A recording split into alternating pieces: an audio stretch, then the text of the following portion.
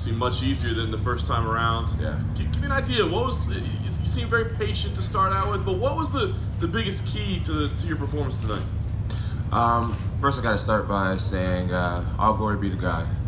You know, I know it had to have been Him to help me get through everything that I've been going through. So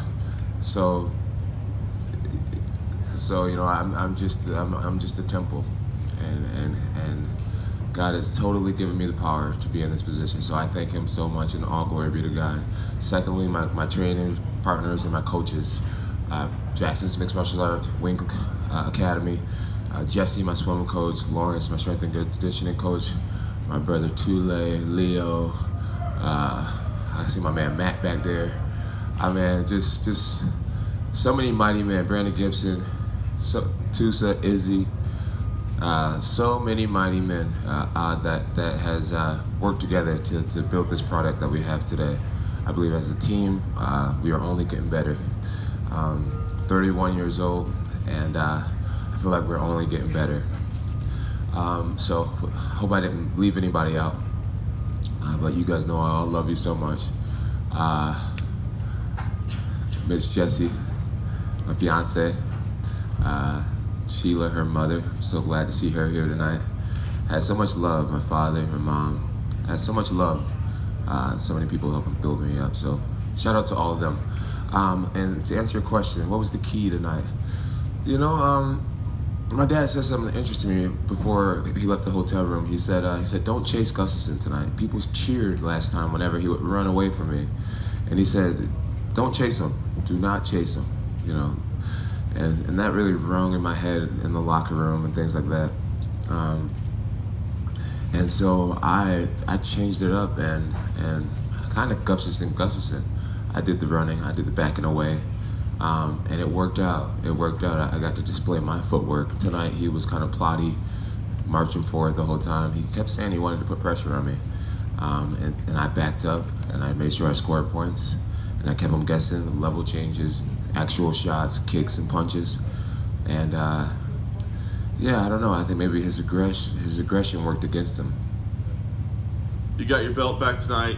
You got back to work after a year and a half away. You got this rematch that you've been wanting forever. I mean, all these things accomplished, got through controversy as well, I guess. Yeah. I mean, what is the most satisfying reward of tonight? To be back in this position, to give God the glory. To be back in this position to give God the glory, man.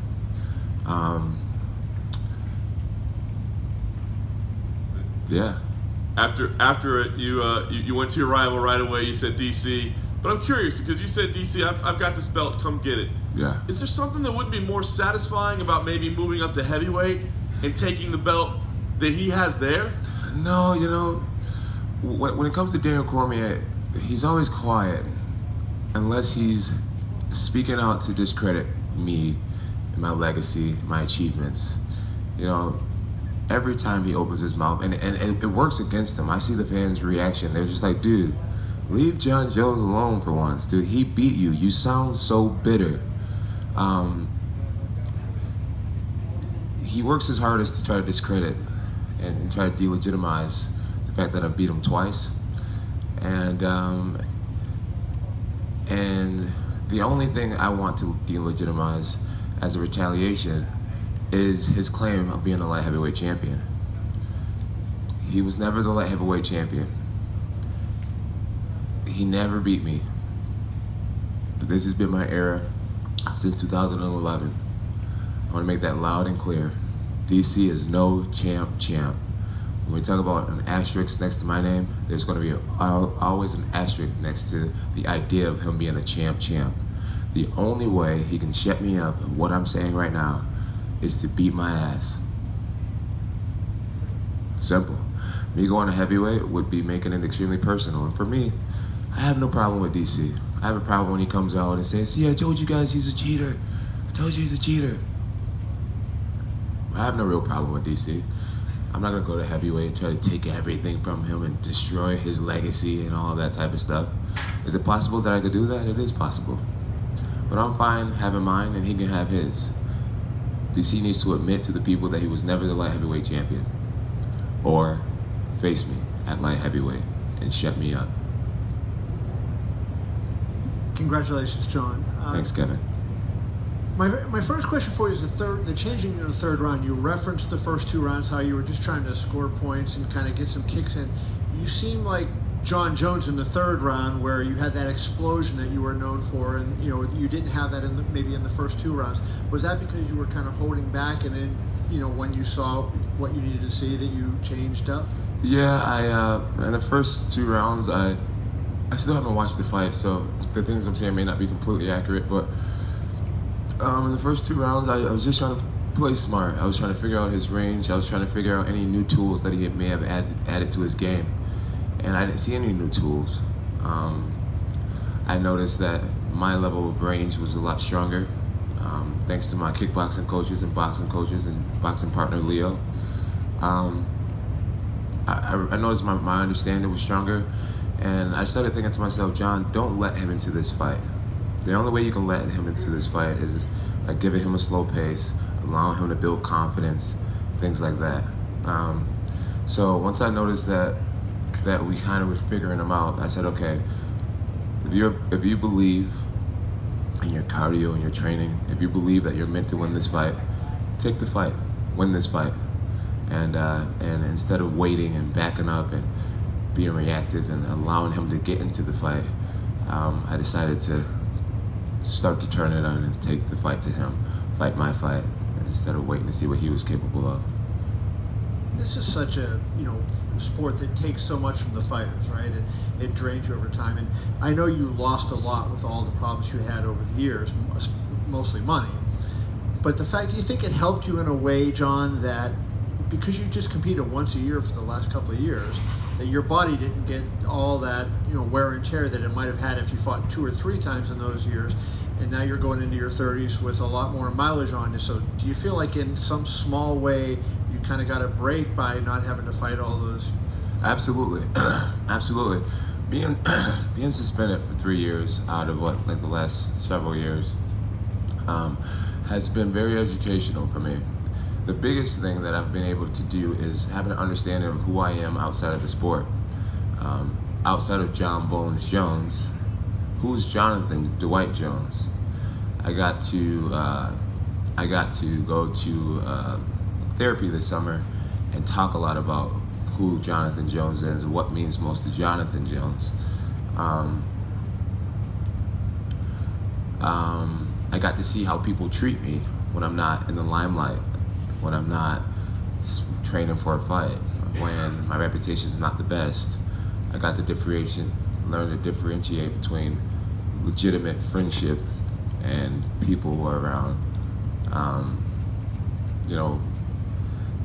I've learned a lot. Financially, I got to see my spending patterns, and if that's a healthy thing when you're not sponsored by a lot of companies. I learned a lot. I feel like a lot of times when an athlete retires, they feel this emptiness and they have these identity issues. And I've had the blessing to understand that and be able to come back into the sport. And the result of that is a greater appreciation for what this sport means, what this belt means, what it means to be in my position. And I think that's going to make me a more dangerous athlete because I have a greater appreciation. Who helped you specifically with your mental aspect? Because Dana even referenced this. He was asked earlier about nothing bothered you, all of the people taunting you about the drug testing and all the stuff that came up. You seem like you just put it in the background. You dealt with it like it didn't happen. Yeah. How did you come to get that approach to life, that you don't dwell on the negative things and let those bother you and affect your future? Well, it's an accumulation of things. I felt like UFC 200, UFC 151 has prepared me for a curveball like this.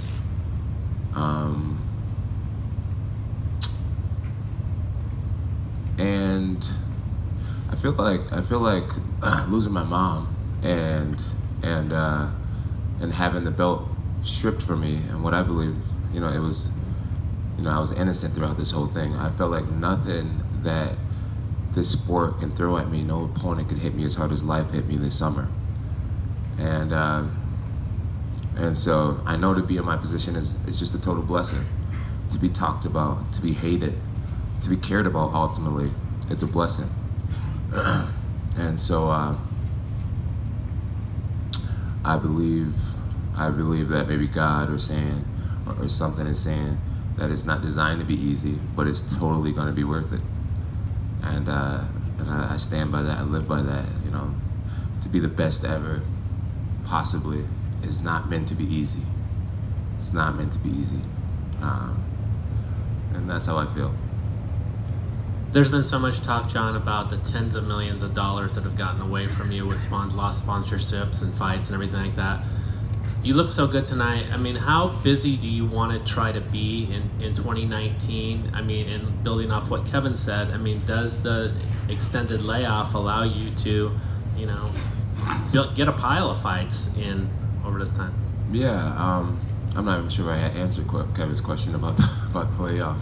I do feel like the layoff has preserved my body and my mind. You know, I don't spar much. I didn't spar much this camp. And I feel like, you know, I'm 31 years old and I got a lot more in me, You know, originally a lot of people said that, they said, you know, Jon's beating the old legends of the sport. He's beating the Shoguns and the Rampages. You know, these guys are past their prime. And I'm only 31 years old and I'm still getting better. My team is getting smarter. We're getting stronger as a unit. And I think that should be really, that's gonna be scary for a lot of people. So yeah, and as far as the money that's been lost, you know, Dana White told me a long time ago, he said, kid, you're a good looking kid, you're a smart kid, and if you do things right, if you surround yourself with the right people, you know, money should never be your issue until the day you die. You should always be able to make money, Jon. And so I try not to worry about money that's lost. How soon do you think you can get back in there? And I think the other thing that's going to be connected to your next fight is that, you know, you probably won't have even a metabolite or a pictogram or whatever was in your system for this fight. Finally. I hope not, man. You know, I'm learning about this Tyrannobol, and I hear that it could possibly be in my body for the next 7 years, which is really scary.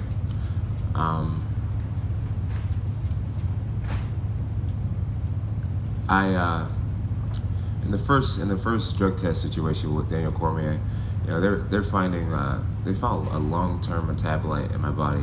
There's no short-term metabolites being found in my body.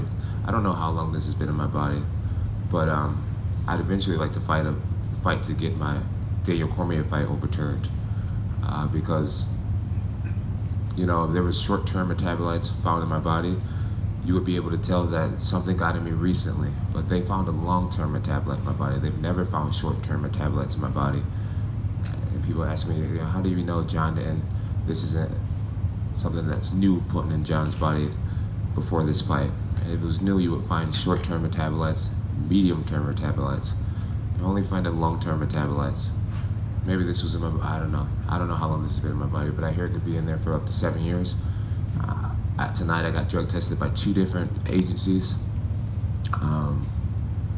Yesterday I got drug tested by VADA for the first time, and I'm excited. I'm excited to be tested by the most legit drug testing agencies in the world, so that we can learn exactly what this is and get to the bottom of it. And you know, I said earlier in the interview that if I'm lying, then I pray that the Lord take every ounce of talent out of my body. I took a polygraph test. I looked these people in the eyes and said that I have never done anything to cheat this sport, and I passed that polygraph test. I have no Jedi mind tricks to pass polygraph tests. I believe that I'll be vindicated, proven innocent, and I'm just gonna put it in God's hands. Hey Jon, congratulations on the win tonight. You're sort of right. You and Alex had a little bit of a moment there after the fight. What did you guys say to each other? Alex said, man, you are really good, really strong. I said, thank you, Alex. I said, thank you for being such a great opponent. And I said, we're both only 31.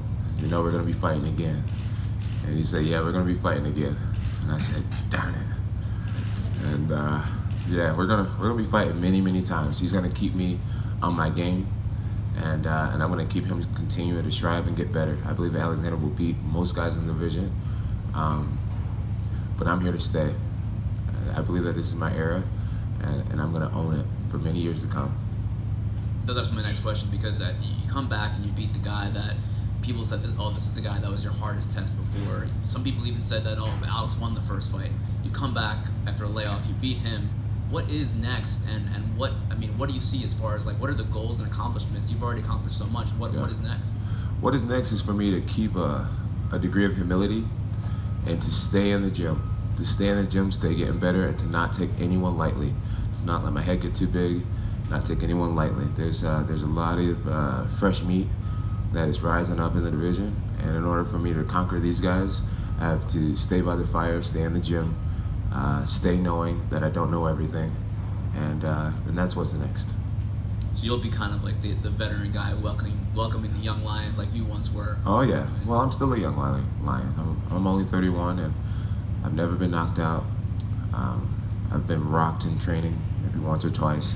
I have a very healthy brain, a very strong jaw, and a will to be on top for a long time.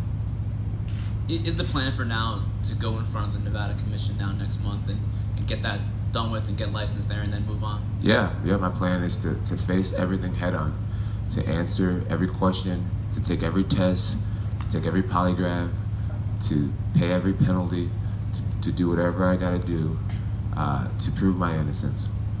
And then just last thing for me, you were talking about the long-term metabolite, and that was the one that was found in your system last year, the July 2017 test. Yeah. Now that you know more about this, that it could have been in your system even for years already, maybe. Yeah. Does that open up, like, at the time when you were investigating that last year, you guys didn't know that. You didn't know that maybe it was something you took years ago. Will that open things up and say maybe there was something you took in like 2015, 20? You know what I mean? Like. From what I understand, and I don't know how true this is. No one knows what's true and false about this stuff, because I'm kind of being a guinea pig right now. From what I understand, this stuff will live in your body for up to 7 years. And when I felt it the first time with Daniel Cormier, there was never a short-term metabolite found. There was never a mid-term metabolite found. There was only a long-term metabolite found. So who says this hasn't been in my body since who knows how long? Since 7 years ago. And that's why I'm going to look into trying to get my first DC fight overturned. And we're talking picograms. And this is something that I've just been educated on. And this is something that the whole MMA community is being educated on as we speak. And if a picogram really is 1 single gram of salt chopped into 50 million pieces, maybe we need to reevaluate the testing, right? And see, is this testing way too good? Maybe some of you guys got some picograms in you right now. Seriously. So I know in my heart that I've never cheated the sport. I've said it through the beginning. It literally almost drove me crazy this summer to be accused of being a steroid cheat. And that's why I will spend every dollar. I will face every jury. I will take every polygraph test to prove that I have never intentionally cheated this sport. I'm glad that it's very clear that it gives me no athletic performance enhancing benefits. And why in the world would I do something like that to discredit all these years of hard work, to ruin my own legacy when it never gave me an advantage in the first place? That's common sense. But people ignore common sense because people have always wanted to see maybe it not be true. Maybe I'm not the best. Maybe I cheated all this time. I'll never be able to win that argument, and I'm totally comfortable in that space. I'm just gonna keep on kicking ass. Thanks, Jon. Oh, I got a clap, a single clap. Hey, thanks, coach. Thanks, guys.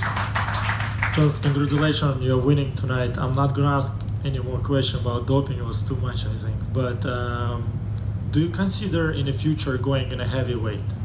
Yeah, eventually I'll go heavyweight. I think I'll start entertaining the idea of taking what super fights against the perfect opponents.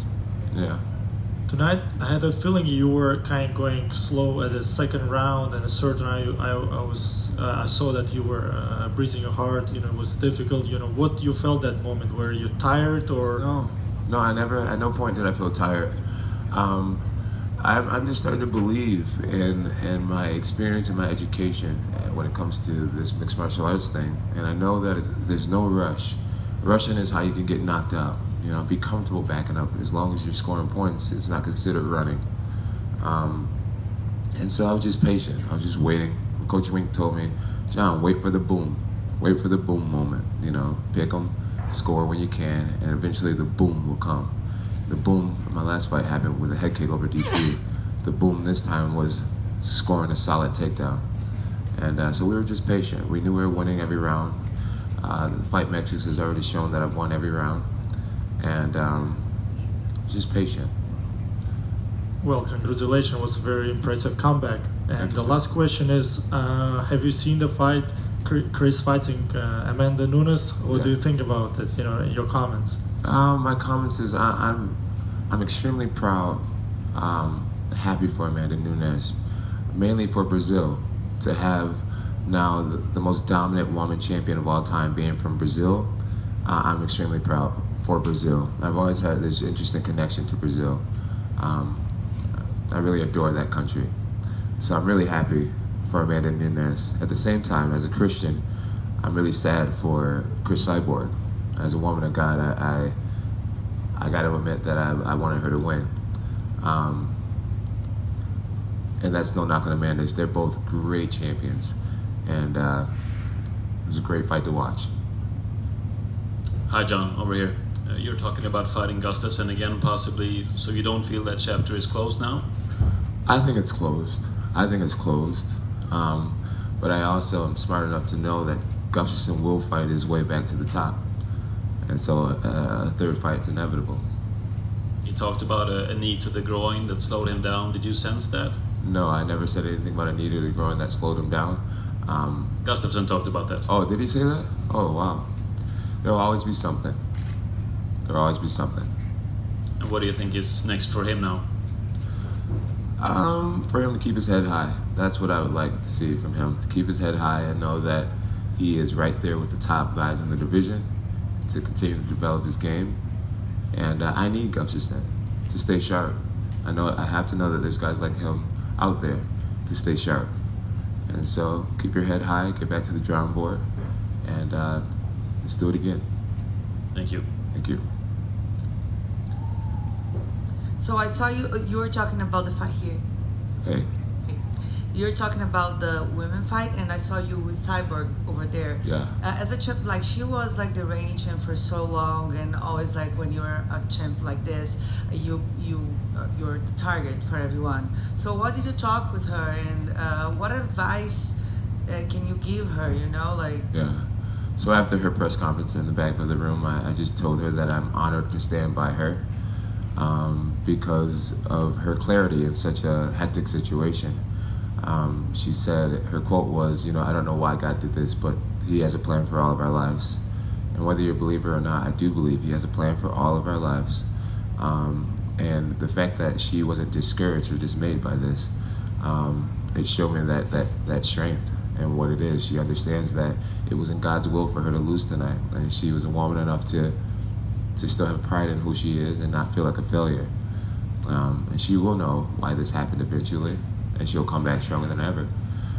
My advice is for her to keep her head high and know that God has a plan for her. You were talking about the new guys in the division. Which guys do you see as like probably opponents for you in a short time? I don't want to flatter any of these guys by calling them out.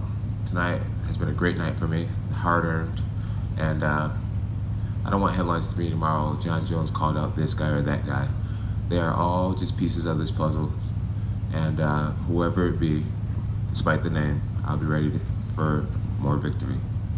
And with all your special connection with Brazil that you said, any plans on fighting in there? Man, I would love to fight in Brazil one day, just not against the Brazilian. You guys are the most passionate fans ever. You guys chant, "You will die, you will die." I don't want to die. sister here with the camera, I was extremely disrespectful to you, and I'm sincerely sorry.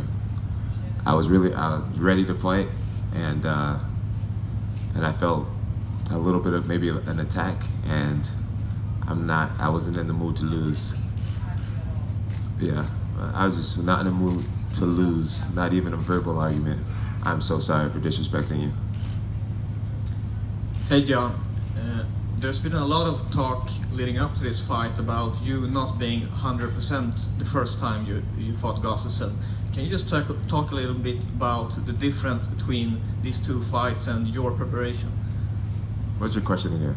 So my question is, you were talking a lot about not being 100%, being reckless before the fight last time against Gustafsson. Right. Can you talk about the difference in this fight and your preparation leading up to this fight? Well, he showed me what he was capable of. That you can't take people lightly, and I promised him that I took him lightly. I knew what I was up to behind the scenes, and the difference was my respect. You know, my respect for him and his boxing, his coaching staff. He's a legit threat, and I treated him as such for the months leading up to the